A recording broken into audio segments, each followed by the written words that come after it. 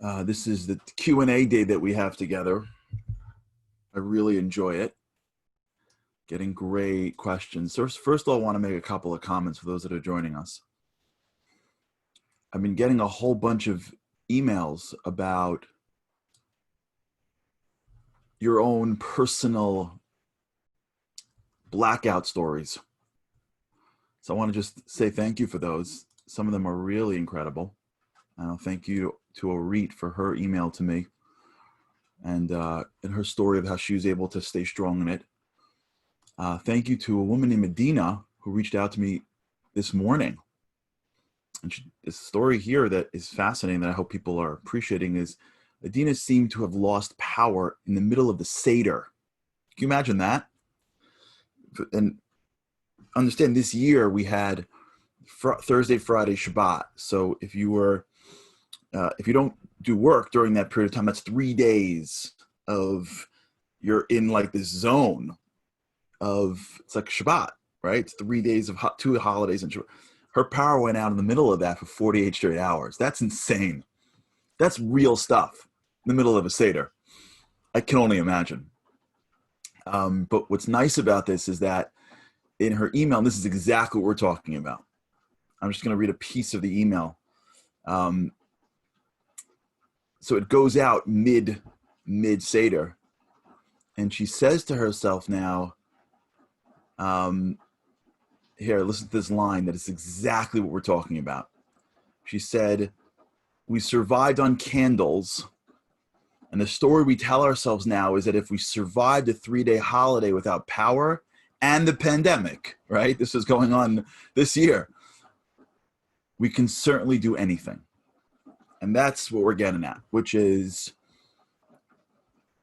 when you begin the process of engaging in challenge from a position of a workout.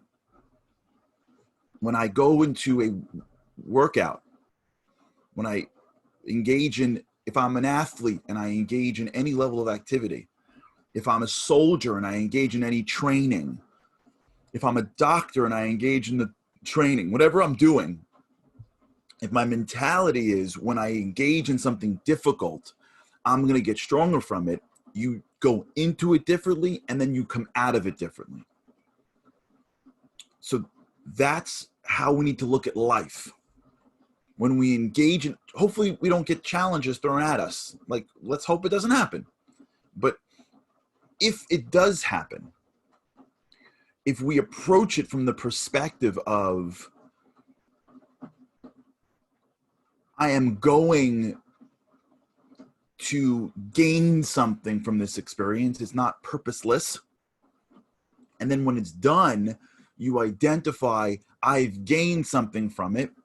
Now you're giving purpose to the pain.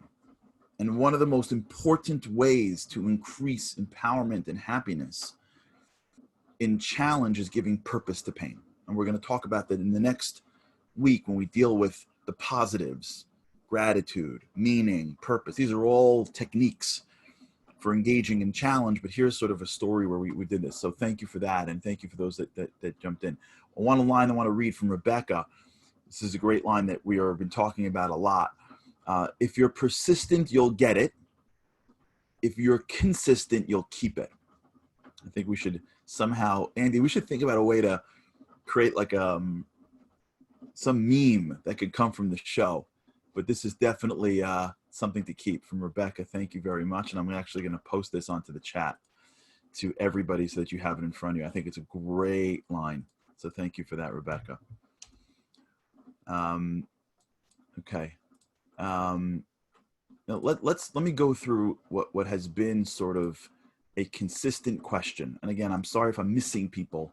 I'm just trying to go through the different emails live here. I seem to be getting a bunch of questions about journaling. One came from Solomon. One came from Yechiel. I got one in just a few hours ago on the same question. There seems to be a question about how do we journal? So let's break it down a little bit because it's critical. And for those of you who've been paying attention this week, um, I didn't even fully appreciate until afterwards the nun study that we spoke about yesterday, which is the study that followed the nuns throughout their lives and found that the happiest ones lived the longest and were the healthiest.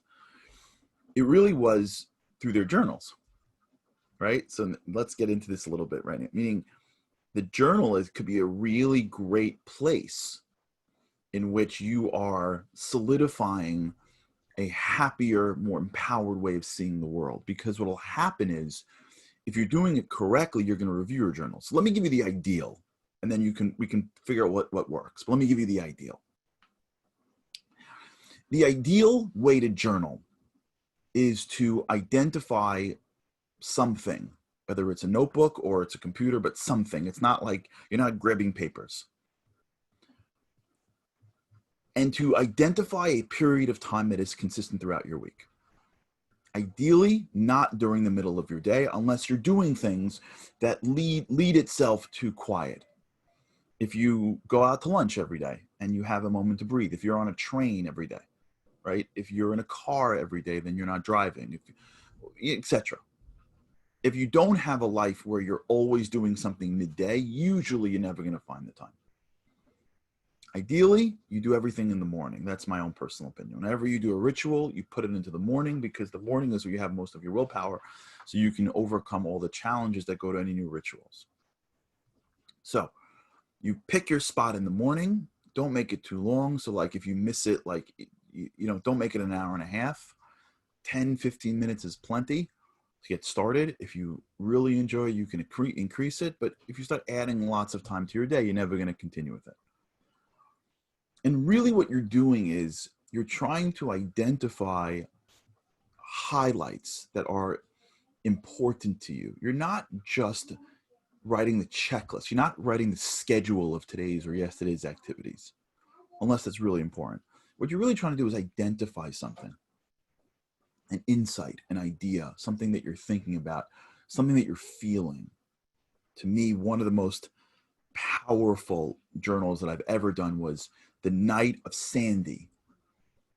Hurricane Sandy hit our neighborhood. I remember it being in the house when the lights went off, candles on the dining room table, and I'm journaling. And so much happened after that. I can't even tell you, Sandy.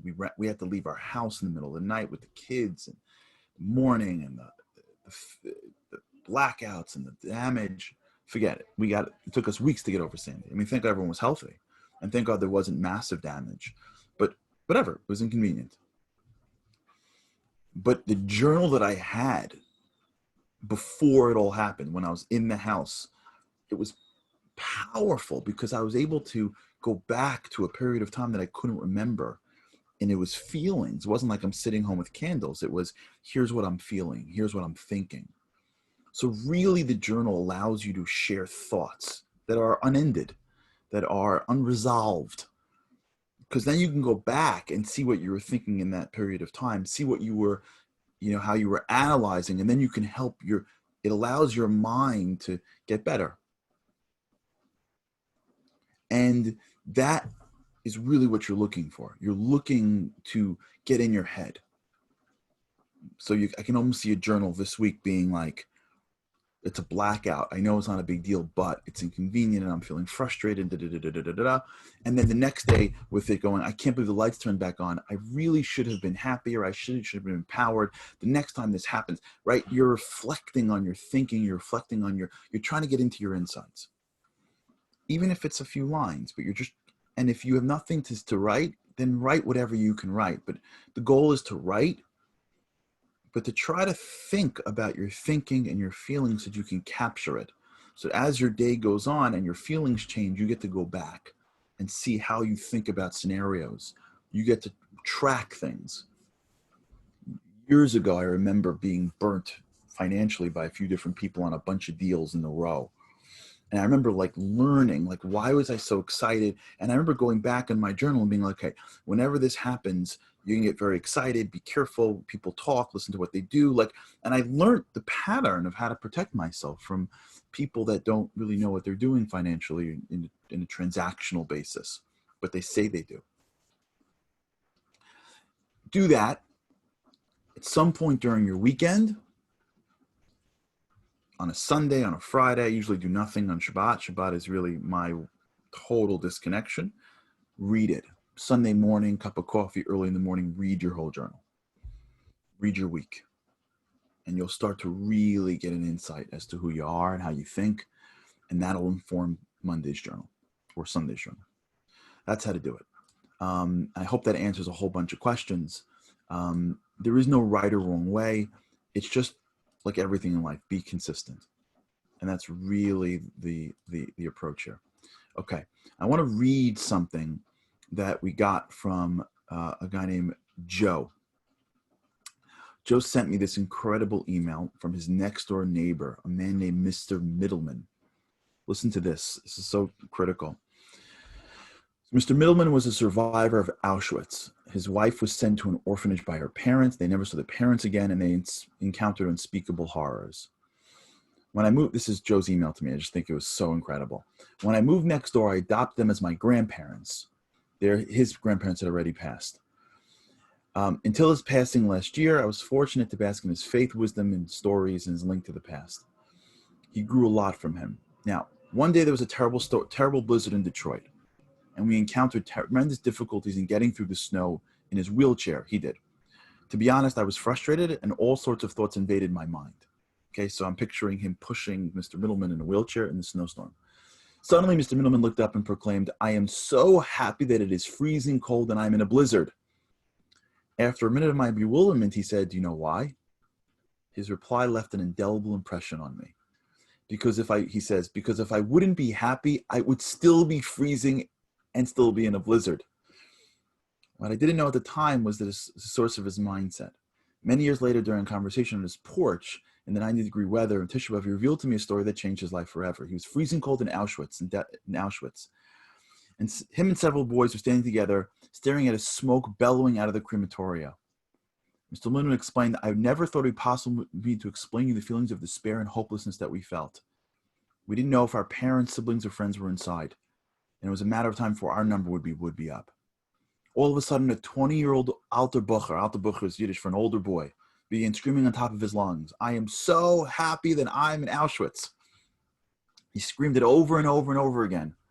The other boys were crushed at one another that their beloved friend had lost his mind in Auschwitz. As they carried the boy back to the barracks, the boy began to speak, 'Whether I'm happy or not, I'm in Auschwitz. I'm starving, frostbitten, sickly, and most of my family, teachers, and friends have been murdered. Nothing I do or say can change right now. I choose to be happy. I choose to be happy.' That boy," Mr. Milliman continues, choked up, "never made it out alive. But his legacy lives through me, and I have passed down to my children, to my friends.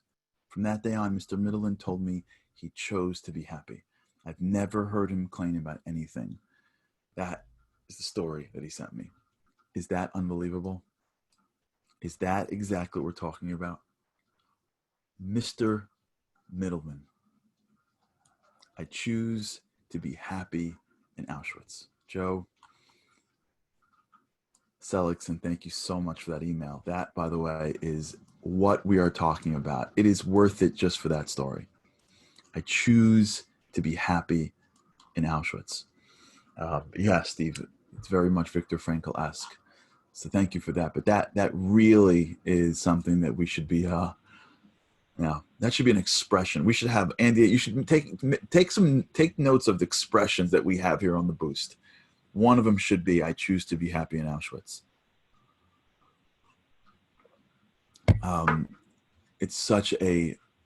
Thank you, Joe. Joe just popped up. What an incredible, incredible, incredible story. Okay, one more question here. How much time do we have? We actually have time for more than one more question. Okay, I saw a question here from Alicia from South Africa. Okay, Alicia's asking a great question about faith and effort. Here's what he says. "I put pressure on myself to achieve something spiritual or secular. When I don't achieve the goal, I'm disappointed and frustrated with myself. Now here's the catch-22. If God's running the world, Is he doing it or am I doing it? How do I overcome the setback? Okay, so let me just sort of delve into this question because it's very powerful and very deep. If you're a person of faith, you believe that God runs the world, and you believe that when someone encounters a setback, that setback isn't your setback, it's God not wanting it to happen, right? So if you believe that, then how do you ever do anything? Because if you're supposed to work, then wait, the effort is giving you the success, right? Well, if God's giving you the success, then why should you work so hard? He can just give it to you. But if you're giving the success, then where does God fit in? Okay, so that's a very complicated topic. So let me just give you a couple of things, and I'll just throw some bullet points for those that are in this space, and I'll settle on one approach. One bullet point is that if God is in you, right, then what's you? If you're a soul and you're a piece of God, then even the things you're doing really come from God. So it's a little bit complex. Digest it because it can blow your mind as to where you start and God ends. And this is something that we've discussed. I've personally been in study groups where this topic has been run up, and it's hours of fighting, and it's just so hard to wrap your head around. But let's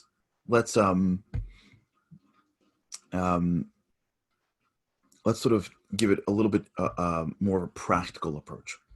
I heard this approach from a rabbi of mine years ago. Here's how the approach goes. When you live your life, whatever in front of you is effort. In Hebrew, the word is called hishtadlut, which is effort or doing your part. Whatever is in front of you is your effort. Whatever behind you is God. Okay, so what that means is like this. God runs the world. We can influence our perspective and our work. So how the world works is beyond us, right? Why does one person get this, one person? We have no idea. So very likely the effort that you put in is going to give you a result because of your efforts. And had you not put in that effort, it never would have happened. So when you approach something, you have to understand that there's God inside you, but you have to give it your all because that's your job. Your job is to put effort into things. Now, you got to pick what the right things are. But your job in this world is to act with as much smarts and effort as you can. Once the thing is done, once it's over, you can't beat yourself up because you don't know if you did everything you're supposed to be doing, but there was some larger reason why it didn't happen. And since you don't know the mind of God, you assume that what was in the past is faith. And it didn't happen for that reason. And you can learn from it, but you can't regret about it. So let's just review this. What's in front of you is effort. I want to do something. I want to accomplish something. I got to put in all the effort to do so. I can't sit back and go, God, take care of it. I'm going to put all my effort in. And by the way, some of effort is prayer. And some of the effort is faith. But it's effort. Work hard. Think well. Do your thing. Choose what you're going to work on. Do your tasks every single day. Wake up in the morning. Journal. Write. Do your thing. When it's over, when the kid's out of the house, right? When this thing happened or that thing happened, whatever it is, you have to allow the understanding that the world's bigger than you. And even if you did everything possible, it still may not have happened for reasons outside you. And so you can learn from the past, but you can't regret things in the past. What you regret is you didn't put enough effort in, but that's not a circumstance. You regret the effort. But even that regret is not a very Jewish concept. We are very much not into regret. That's why we're constantly apologizing for things, because we're cleaning out all the time. We don't hold on to grudges, and we don't. That's not how we roll. We try to grow, but the idea that we're holding on to the past is not a very very Jewish way. Okay, I hope that's helpful. Let's do one more. Let's see what we have here. Um,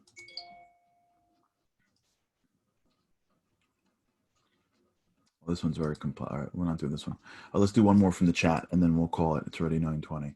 I saw that Yoni just asked the question: is there a way to get a new boost of willpower in the middle of the day? The answer is yes, of course. Willpower is a finite resource, but there's a lot of finite. It doesn't mean finite like gas. It means you could exhaust it, but you can pull it back and get more. A, by belief, and B, by switching and altering. So let's do it in two ways. Number one, we don't know how much willpower we have. So let's assume I have 100 units of energy. Let's assume I have 200 units of energy. I never dug past pain. So it's the Navy SEALs concept, the 40% rule, right? Let's assume I think I have 5 miles in me. But if I'm joining the SEALs and I hit mile 5 and I'm like, I'm done, they're like, oh no, when you think you can't do it anymore, you've only hit 40%, which means you have 12 miles in you.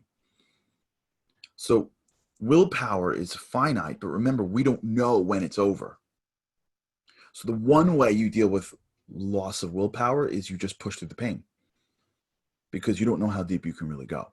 And you may be protecting yourself to having and stopping before you need to stop. So one way you get more willpower is you just start to get used to working in pain. The second way you get more willpower is you switch. If you're doing something and you get blocked, you find something else to do.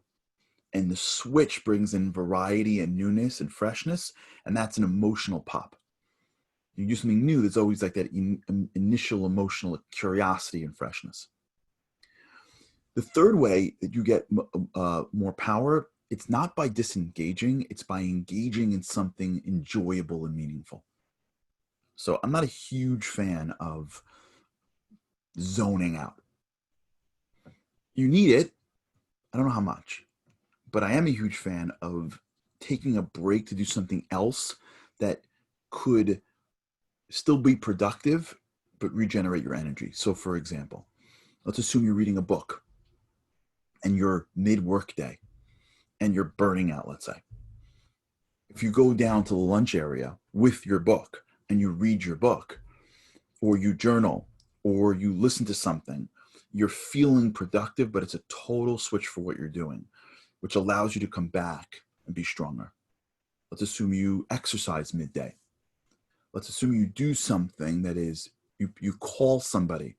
So a lot of times in life, if you're doing something consistently and you hit a wall, either it's because you have a lot more in you, but you don't work through the pain, or maybe another way to get more power is to switch, do something that's more productive and enjoyable, and then come back to it. So those are two ways. Okay. Thanks everybody for an incredible week. Yeah. And just a shout out also to Beirut, Lebanon, also very much in my mind, because my father, remember, our family is Syrian, but we stopped through Beirut on the way to the split to America. So Beirut is very much in our family, the Paris of the Middle East. So it's crazy. It's amazing what's happened to our ancestry. You know, my father is Syrian. So if you look at where we come from Aleppo, Syria, and Beirut, Lebanon. That's the path of the Hararis into America. Both cities have been totally destroyed. It's amazing what was once. Hope everyone's having a Shabbat Shalom, and a great weekend. And with God's help, I cannot wait to see you again next week. We're going to really delve into to a little bit more with God's help with the happiness. Okay, have a great weekend, and with God's help, I can't wait to see you again.